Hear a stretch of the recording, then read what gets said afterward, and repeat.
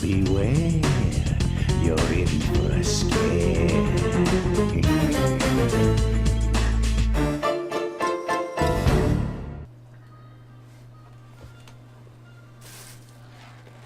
Hello, and welcome to the Comfy Blue Pants Halloween Special.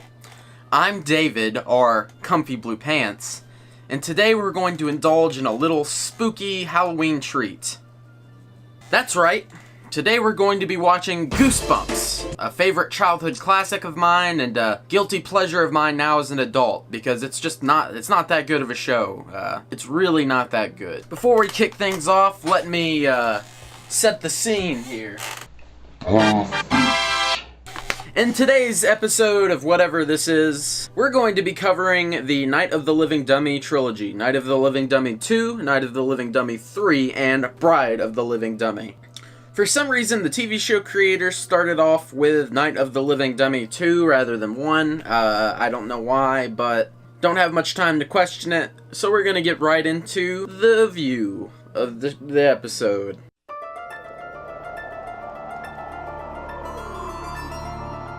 So of course, first off, we start off with that classic jam.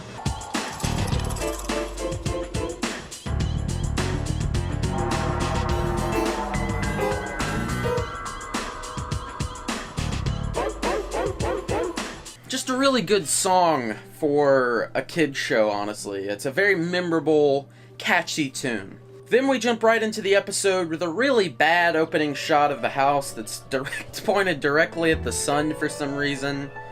At the start of the episode, we get introduced to the Kramer family, a family of 5 who are participating in a family night. I guess that's kind of like show and tell, but it's very awkward because you know everyone and you live with them. We've got Sarah, the older sister, Jed, the younger brother, aka a talking piece of wood. And Dad's getting his hair just right. And Amy, the protagonist and the middle child. Not to forget the 2 parents, Kramer, who are both equally just as strange as the rest of the family. It belongs in a museum. Nice work. After we see Sarah's piece of lovely artwork, we get introduced to Jed and his pastime of taking videos of the family without them knowing he's there. There's Mom sticking to her diet again. Dad's getting his hair just right. Here's how come Sarah hogs the bathroom so much. You can already see that Jed has a lovely future as a peeping Tom and prisoner in prison. I don't like Jed. Amy's a little late on the reaction to seeing that she was also included in the family film, like a whole, 5 seconds. Guess whose new sweater Amy's trying? You little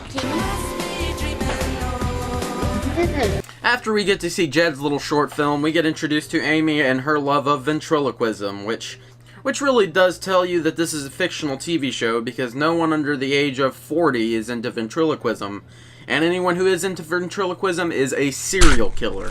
Amy then proceeds to knock the head off of her dummy and throw it aside like it's nothing. You know, for someone who really likes ventriloquism, you're not treating your dummy that great, are you, Amy? So embarrassing. You said you could get a new one. Her father reveals that he has gotten her a new dummy at a local pawn shop, and he is equally, if not more terrifying than Dennis. Oh, I did. Why don't you look behind the couch? Really? There he was, just sitting in the window. Oh wow, he's slappy. Here we encounter a running theme in every one of the episodes that has the Night of the Living Dummy title, and it's that every time someone finds a mysterious card in the pocket of a dummy, they read it out loud for some reason. Caru, Mary, Donna, Loma, Mullen. Slappy probably means it takes a dummy to want a dummy. Good one, Jed. No, it's not. Jed, no one wants you here. Then Amy encounters Slappy's first time speaking for himself, and her reaction is simply, Now go to bed. Don't have to. Yeah, we don't have to. Come on. Mom says so. that's weird. If someone bought me a dummy or any sort of toy in a pawn shop and then it just spoke for itself, I think my reaction would be a little more than strange, weird.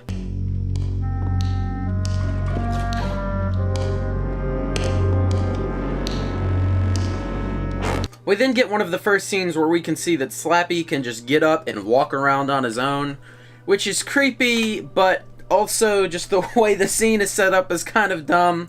I'm an evil puppet, and I don't hold things like normal people hold things. I hold them up here, so they're slightly dipping down into my vision from up the top of my head. So we find out the next day that someone has ruined Sarah's painting by painting a stick family onto it. I think we all know who it is, but Amy, like the smart young child that she is, decides to walk in the room with a paintbrush. What'd you do that for? I didn't do it. I found this out in the hall. How could you? Pretty dumb, Amy. Even I wouldn't try and get away with that. Jed, will you just mind your own damn business? Humans typically don't let wood children live with them. Sorry you had to end up with such a bizarre family, Slappy. Ooh. Red paint? The dummy has paint on its wooden fingers. Maybe it wouldn't have paint on its wooden fingers if it held the brush, like, normal. And you know it, clap your hands.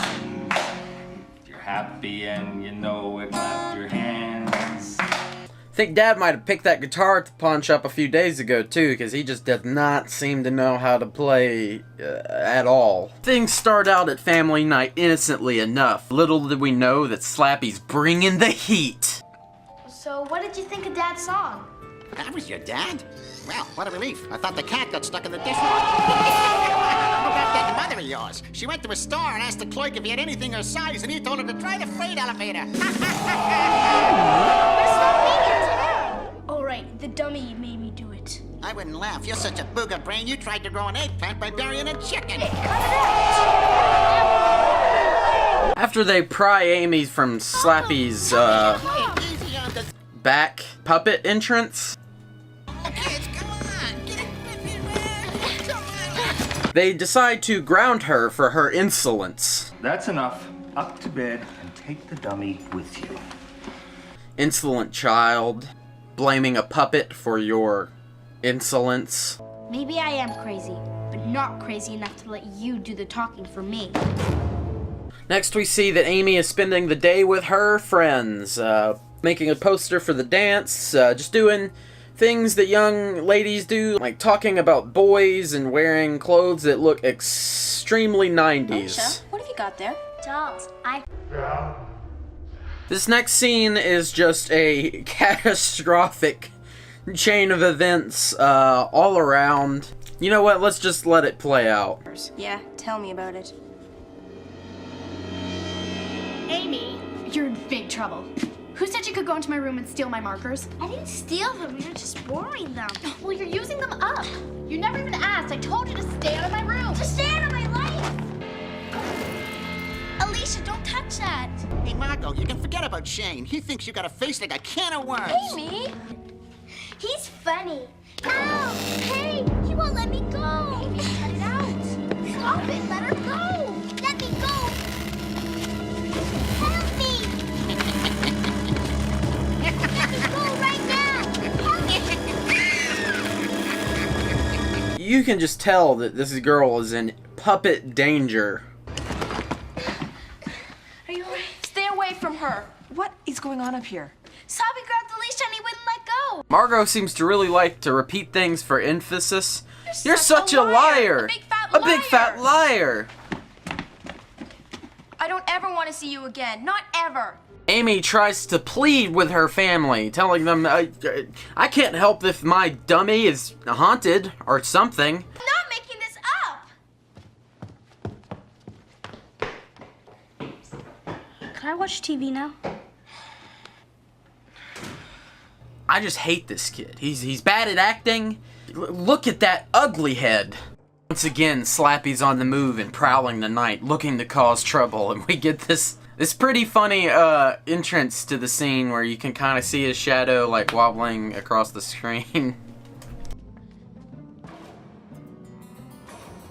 Man, I've heard of music critics, but this is just ridiculous. Ah!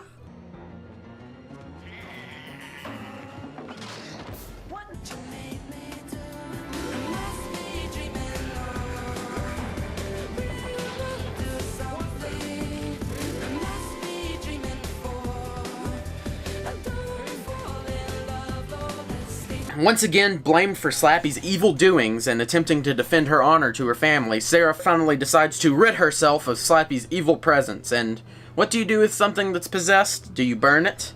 Do you lock it away in a chest and bury it? No. You throw it in a sewer. Hey, kid, wait, come I honestly don't think that Sarah really thought this one through, because if anything, tossing a haunted doll into a sewer is just making more trouble. The likelihood of it teaming up with some kind of evil clown or a mutant alligator monster is like 70%. It doesn't take Slappy very long to get back into the life of the Kramer family. In fact, it only takes a few seconds, really. Slappy confronts Amy and proceeds to tell her how she's his slave and she has to do anything that he wants because she said the magic words, and when she tackles him, he says, Amy, I can hurt you and your family in 100 ways. Seems pretty limited for an evil magic puppet, but that's just my opinion. Sarah enters and suddenly realizes that Amy wasn't lying when the puppet sits up and talks. Hey, Sarah, wanna play? Hey, what's going on? Can we just get rid of Jed? Can we do the official editor's Jed cut? Where it's just Jed cut out? Slappy is now chasing and tormenting the girls, and they hurry around the house and lock themselves in the bathroom where he bangs on the door with his little puppet hands. Slappy having left the girls alone, they decide to go on the hunt to save their brother, Jed, or Wood Boy if you would. I don't know why they really think that they should save him. His life doesn't really have any value. Jed?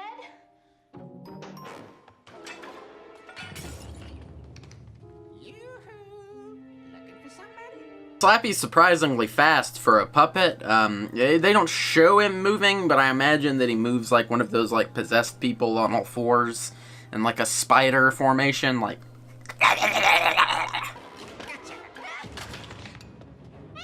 Oh no, he's knocked Amy down to his puppet strength.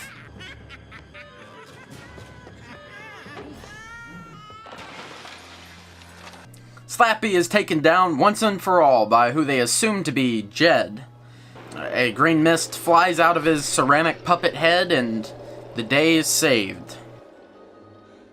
Or is it?